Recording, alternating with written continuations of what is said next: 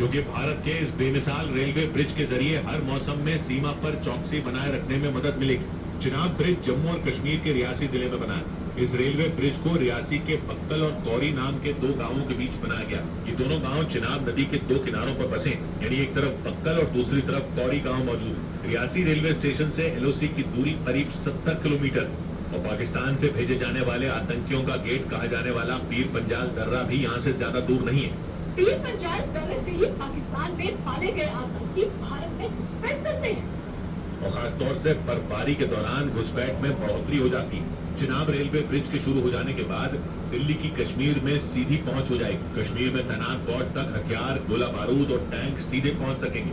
और यही वजह रही कि चिनाब रेलवे ब्रिज पर पीएम मोदी के तिरंगा लहराते हुए आई तस्वीरें पाकिस्तान के सीने में सबसे ज्यादा चुभी। पहलगाम हमले के बाद पाकिस्तान के साथ जिस तरह के जंग जैसे हालात पैदा हुए थे, वैसे हालात में Chenab railway bridge game changer साबित हो सकता है। पाकिस्तान के साथ 1999 में हुए कारगिल युद्ध के तुरंत बाद ही रियासी जिले में चिनाब नदी पर इस पुल को बनाने की प्लानिंग शुरू हो गई थी और 2003 में तब के प्रधानमंत्री अटल बिहारी वाजपेयी ने इस पुल के निर्माण की नींव रखी थी।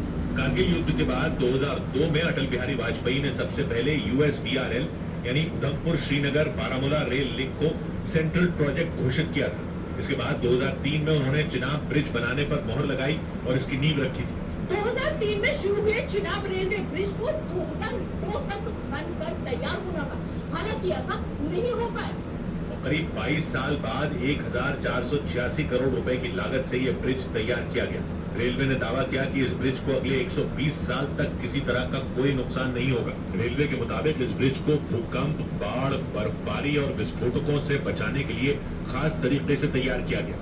रेलवे ने दावा किया कि यह ब्रिज रिक्टर स्केल पर 8 की तीव्रता वाले भूकंप को भी आसानी से झेल लेगा। और सेना के लिए हथियार बनाने वाले संगठन डीआरडीओ की मदद से तैयार ये ब्रिज 40 किलो तक के बमों के धमाकों को भी झेलने की ताकत रखता है।